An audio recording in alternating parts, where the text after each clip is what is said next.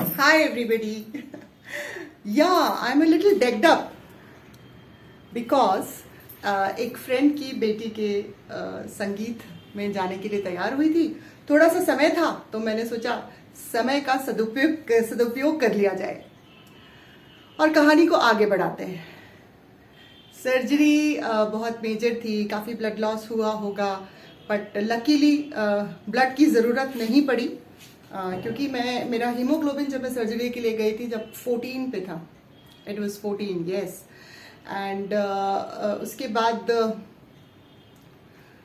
जब रूम में शिफ्ट किया गया तो आप जानते हो कि जब कमर का इंजेक्शन लगता है, एनेस्थीसिया जब कमर से दिया जाता है आपको, तो उसके बाद तकिया रखने के लिए मना करते हैं, वरना बहुत चक्कर आने की संभावना रहती है। तो तकिए के लिए डॉक्टर ने मना किया एंड दो तरफ ड्रेन्स लगे हुए थे। I had to be stiff absolutely and for 72 hours 72 घंटे मुझे पानी की एक बूंद भी नहीं लेना थी। That was the biggest challenge. Of course IV से जो ड्रिप चढ़ती है उससे आपको फ्लूइड देते हैं, वो ग्लूकोज देते हैं, वट एवर। सो बट मुंह सूखता है, सर दुखता है, पेट में बहुत खलबली मचती है, बट कोई चारा नहीं है except for lying straight and just praying. And आपको विजिट करने लोग आते हैं तो उनसे बस थोड़ा बहुत दिल बहलता है। बाकी इस तरह से पहले 72 घंटे निकले। मगर दूसरे ही दिन जब मेरे सर्जन विजिट करने के लिए रूम में आए तो उन्होंने बोला, शबाना आपके लिए एक बैड न्यूज़ है। मैंने कहा क्या सर?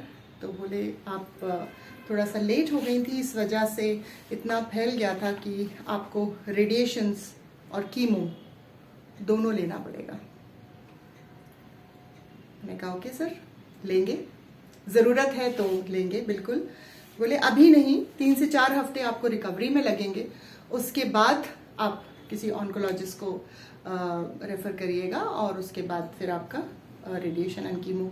मुझे अंदाज़ा भी नहीं था कि कितने रेडिएशन, मुझे लगा ठीक है सर्जरी तो हो गई, मेजर ऑर्गन सारे रिमूव कर दिए जहाँ पर था वो, एंड अब होगा 1-2 रेडिएशन लगेंगे, ले लेंगे। कीमो के बारे में बस यही एक था कि कीमो लिया तो सारे बाल उड़ जाना है, अपने आप को उसके लिए भी प्रिपेयर कर लिया।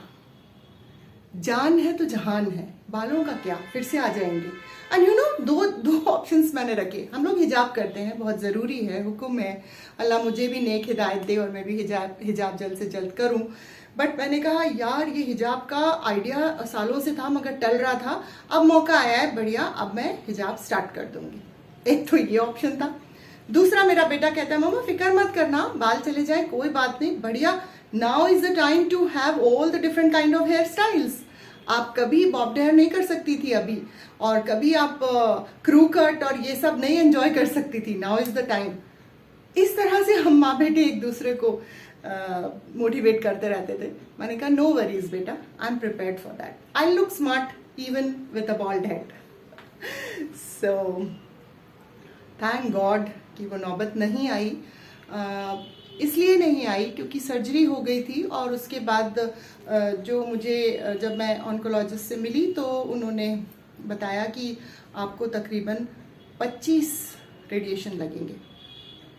वो सुन के एक और बड़ा झटका लगा, 25 रेडिएशन किसको बोलते हैं? और बोले 4 कीमो। बट एकदम से उन्होंने बोला, बट शबाना आपका कीमो बहुत माइल्ड होगा, आपके बाल नहीं जाएंगे। I said thank God, there is a silver lining behind every dark cloud. मेरे साथ अल्लाह ऐसा वो हो रहा था, ऐसा तो नहीं बोल सकती मैं कि गेम खेल रहे थे, that will be wrong, but मेरे साथ ऐसा इम्तिहान ले रहे थे कि एक बहुत भयानक झटका देके एक छोटा सा उसके साथ बोनस फिर एक झटका, फिर एक छोटा सा बोनस, मतलब वो संभाल लेते थे, ऊपर से फेंकते थे और फिर संभाल लेते थे। So that was going on and but of course अभी इसके बीच में एक एपिसोड और हुआ, वो भी मैं आपके साथ शेयर करूंगी।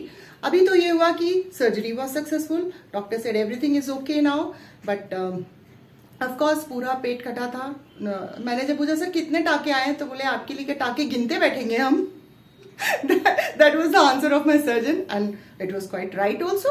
So that was it and 5 days I was hospitalise. 6th day discharge हुआ with all the stitches and catheter. तो अभी वापस मैं घर आ गई सर्जरी के बाद. एक पड़ाव पूरा हुआ. अगले पड़ाव को कल सुनेंगे. Till then bye bye.